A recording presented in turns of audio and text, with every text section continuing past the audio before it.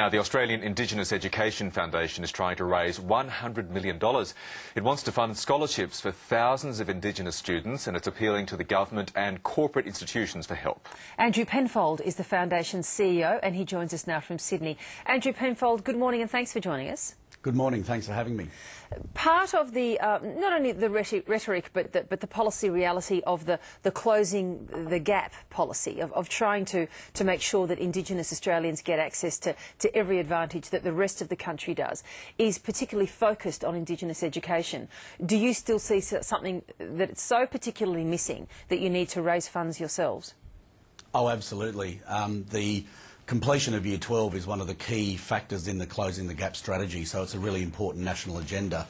And what we've seen over recent years since we've been involved in this work is that we've been able to achieve what is now, according to Federal Education Department statistics, the highest rate of Year 12 completion of any program in the country. We started a few years ago with quite an ambitious goal to raise $40 million to educate 2,000 kids at some of the best schools in the country. And now that we've reached that target, we're looking at how we can grow from there. So we've now set a target to raise another $100 million so that we can increase that from 2,000 students to 7,000 students. And we're really embarking on that strategy and announcing that today. But are you doing that in addition to what the federal government is doing? Are you saying that what the federal government is doing is not enough and that there needs to be a separate fund and private sector involvement? Well, I think there's definitely a need for lots of different approaches. You know, we're really pleased to have a very high completion rate for Year 12, and we certainly support further investment and improvement in all schools around Australia, and we think the current reforms that are on the discussion agenda at the moment are really important way to address that. So we're not saying that our scholarships are for every student in the country or that all students, Indigenous students, should go to boarding schools. What we are saying is that there's some fantastic schools around Australia who are doing great work in this area and achieving great results, and we can't keep up with the demand from mothers and grandmothers and community representatives who want their children to be able to access these great schools. So we're really saying, you know, there's a lot of different solutions that need to be done to address Indigenous education inequality in the country. We've got a model that works, proven. We've got demand we can't keep up with, so we'd like to expand that and offer the opportunities for those children who want to access those schools. Yes, but because I know that you believe that far too much money is wasted on ineffective and unsustainable programs. Is that what's going on at the moment, even with the goodwill of both the government and the opposition? Is too much money being wasted and not achieving these direct results and direct good outcomes for Indigenous Australians? Well, we've seen reports from the government's own departments and officials, both at the state and Commonwealth level, saying that billions of dollars a year every year are spent and making almost no improvement in the lives of the Aboriginal and Torres Strait Islander people that they're targeting with those programs. So, and this has been going on for decades at all levels of government for decades, and so we can see that a lot of money is being spent, but we don't see the results matching it.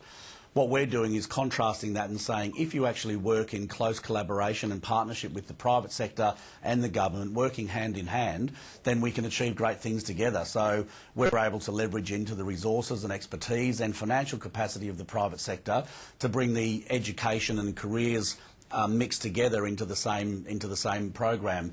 So we're really able to help kids get a great education at some of the best schools in the country and then transition them through to successful careers after they leave school by working closely with the private sector. Do you think there might be more or indeed better government financial accountability if the private sector was more closely involved in program provision and in maintaining just how these funds and monies go to communities and how they're used?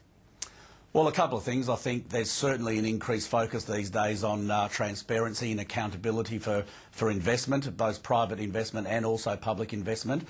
But I think also the government itself recognises that we need to be investing in evidence-based policy. We hear this rhetoric all the time from all governments of all levels across the country, state and federal, Labor, Liberal. You know, evidence-based policy. We need to be investing in things that are proven to work. So I think there's a real move towards that across the board. It's interesting to see the ad that was placed in the papers today, Andrew Penfold, by the Foundation, and we'll take a look at it now. And it posits the still remarkable, it quite takes you back, the idea that an Indigenous Australian could not or might not ever be Prime Minister. That's the first part of the ad. And then if we look at the second part of the ad, your more optimistic view that we say it can. It is remarkable, isn't it, that that concept still takes you by surprise, the idea that an Indigenous Australian might be standing behind the desk of the Prime Minister. That's right. We were really quite surprised ourselves when we conducted this research through Newspoll and found that 2/3 of Australians actually don't believe they'll see an Aboriginal Prime Minister in their lifetime.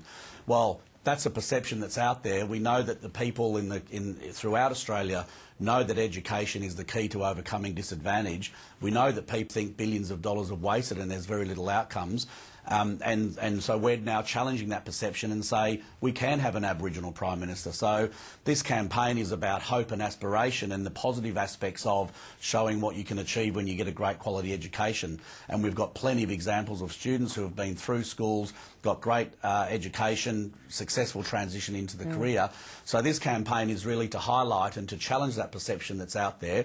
And we want to show people that, yes, there have been problems in the past. We haven't, as a country, addressed this problem. But we are starting to see really good signs of programs that are working and with proven results and evidence base. And so this campaign is all about challenging those perceptions and showcasing really hard, tangible, unambiguous results. Really good to talk to you this morning, Andrew Penfold. Thanks so much. Thank you very much. The top stories on